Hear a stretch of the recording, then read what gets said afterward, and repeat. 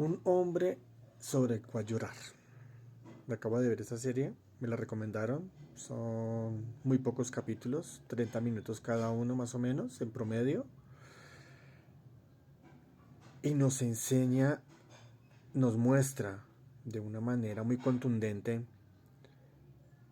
el temor a la muerte, cómo enfrentarlo, cómo nos afecta, cómo nos hace sentir tan débiles, tan increíblemente vulnerables, cómo nos hace sentir incluso hasta culpables. Y yo creo que todos hemos pasado por esa situación en la que se nos muere un familiar y siempre nos queda algo pendiente por decir. Yo pensaría que en este caso aplica mucho eso.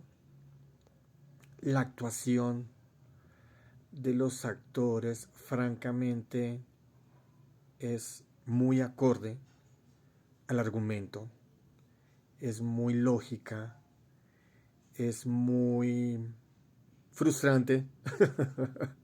Y lo digo en el buen sentido. ¿Por qué? Porque cuando un actor te transmite por medio de su actuación esa frustración, ese dolor, esa tristeza, esa amargura, ese vacío, ese espacio-tiempo que hay en el transcurso de la historia, esa impotencia por no poderlo manejar de una forma diferente, es porque de una u otra manera el actor está actuando bien.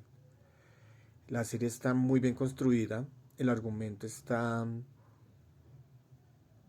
medianamente bien, y digo medianamente porque pudieron haber explotado más el tema de por qué la distancia, por qué el alejamiento, por qué ese compromiso tan brutal ante lo profesional y lo laboral antes que lo personal, que es en lo que todos fallamos, ¿no?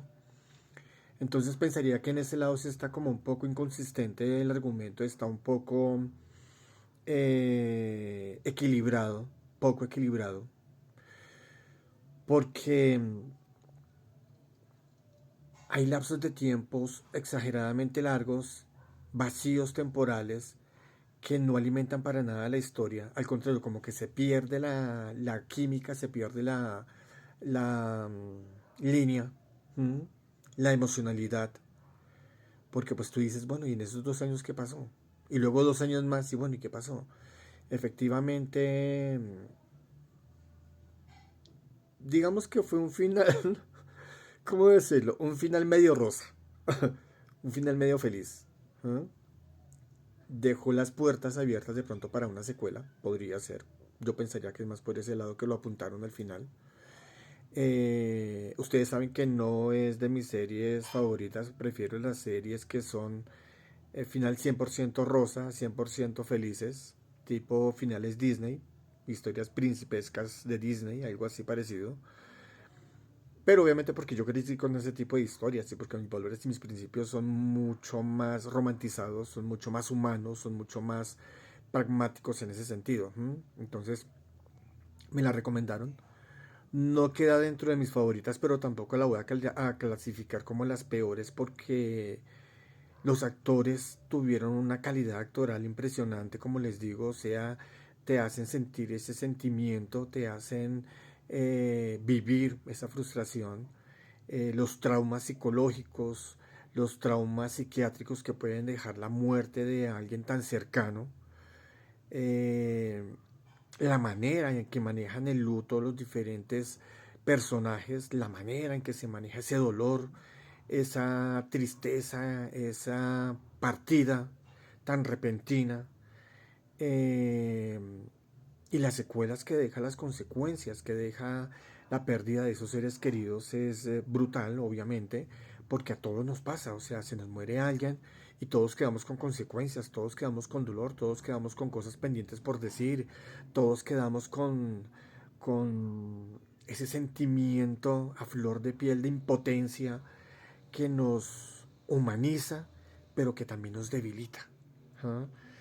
Entonces, yo le hubiera apuntado más a la manera en la que uno de los chicos enfrenta esa situación, supera esa situación. O sea, me faltó más por ese lado un poquito el argumento de esta historia, en esos lapsos de años, de cómo él enfrentó y superó todos esos miedos, todos esos temores, todos esos traumas, porque son traumas, Y son traumas que son justificables, o sea, que pierda uno de primera mano a alguien a quien uno ama tanto y que te sacó de una realidad cruel para proporcionarte y construirte un hogar y una familia y luego que pierdas ese ser, hombre, eso es brutal. No doy nombres, no doy actores, no doy nombres de personajes porque me gustaría que la vieran, me gustaría que la vieran porque definitivamente no es un tiempo perdido. Te ponen un contexto diferente, te ponen una historia de realidad completamente diversa en donde nos muestra que hay diferentes formas de amar, que hay diferentes formas de llevar una relación, que hay diferentes formas de sentir hacia otra persona y que todas estas formas, siempre y cuando no sean tóxicas, son valederas, son justificables, son humanas, son las que nos hacen seres pensantes, seres lógicos, pero por sobre todas las cosas, seres emocionales y espirituales, que nos hacen enmarcar nuestras emociones y nuestros eh, valores y nuestros principios en responsabilidad emocional y afectiva. Les faltó un poquito mostrar también ese tema de cómo se adquiere con el tiempo, cómo se maneja con el tiempo, eh, aunque uno de los protagonistas toma las riendas de su vida y se da cuenta de que, y yo creo que a muchos nos ha pasado eso, a mí últimamente me ha pasado eso, de que me he dado cuenta que estoy como en el lugar equivocado, de que dediqué toda mi vida a una profesión, bueno, a varias profesiones a decir verdad, hice varios estudios, pero nunca me sentí lleno, nunca me sentí completo, nunca me sentí real, nunca me sentí vivo, nunca disfruté mi vida. Y esta historia te pone en ese contexto. ¿Qué pasa si continúas tú haciendo algo que no te gusta, que no te completa, que no te motiva, que no te llena? Esta historia toca ese tipo de temas, ese tipo de paradigmas a los que nos enfrentamos como seres humanos sensibles, como seres humanos emocionales, como seres humanos susceptibles al cambio, ¿eh? Y con el temor de que sea un cambio negativo y no positivo. En esta historia se dan saltos de fe enmarcados en la esperanza, me atrevería a decir eso. Gracias a mi seguidor que me recomendó esta historia. Francamente, me sorprendió, sí. No queda dentro de mis favoritas, como les digo, porque pues yo soy más de finales rosas, así todos corazoncitos, unicornios y cosas por el estilo. Soy más de ese tipo de finales. Discúlpenme. Como les dije el otro día, tengo 53 años, pero todavía veo dibujos animados y juego videojuegos. Todavía hago eso. Y soy de ese tipo soñador. Soy de ese tipo romántico, empedernido, así.